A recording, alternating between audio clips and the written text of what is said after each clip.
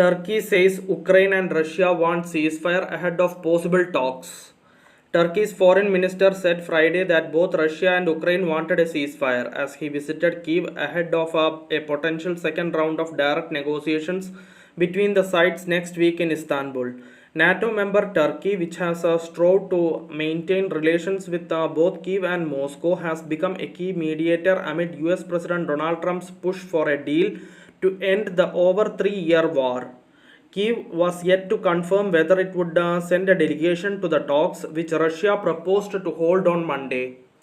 Ukraine first wants Russia to share its vision of a roadmap to peace, a so-called memorandum that Moscow said it will only hand over to the Ukrainian delegation in person at the next talks.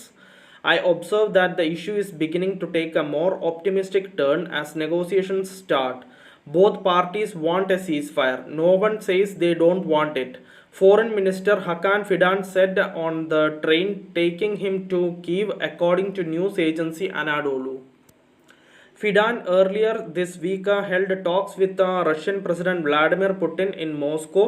Arriving in Kiev on Friday, he met Ukrainian Foreign Minister Andriy Sybiga and visited a memorial for killed soldiers. He was expected to meet Ukrainian President Volodymyr Zelensky later in the day. Ukraine has for more than 2 months been calling for Russia to agree to a full, unconditional and immediate 30-day ceasefire, an idea first proposed by Trump. Putin has repeatedly rejected those calls despite pressure from Washington and Europe, while the Russian army has intensified its advances in eastern Ukraine.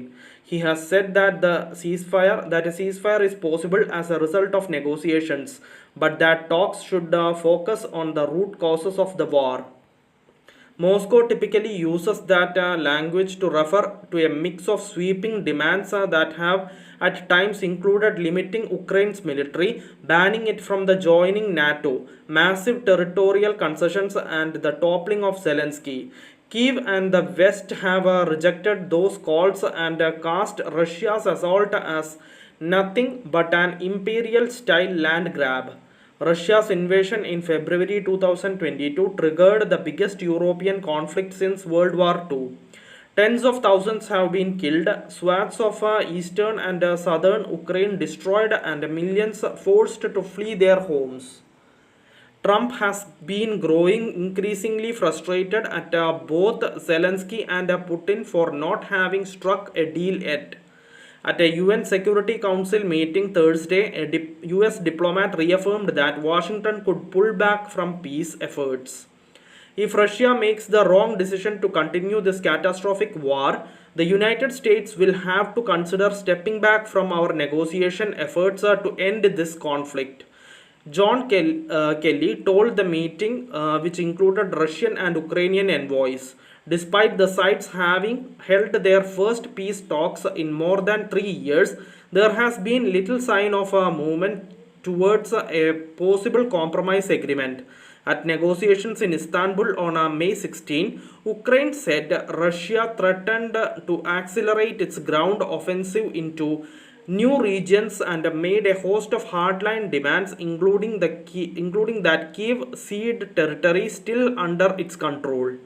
Kiev wants to first agree to halt the fighting to allow for discussions on a long-term settlement. Along with its European allies, Ukraine has also been ramping up pressure on Trump to hit Moscow with fresh sanctions, a step he has so far not taken. French President Emmanuel Macron said Friday that if Russia gives a confirmation that it is not ready to make peace, Washington must then confirm its commitment to impose sanctions on Moscow, stressing it was a credibility test for the Americans. I spoke 48 hours ago to President Trump, who showed his impatience. The question now is, what do we do? We are ready, Macron said during a visit to Singapore. On the battlefield, both sides launched dozens of drones at each other in the latest overnight barrage, and Russia has this week claimed to have captured a string of Ukrainian settlements. Thank you for listening. Thank you for watching. Thank you everyone. Bye.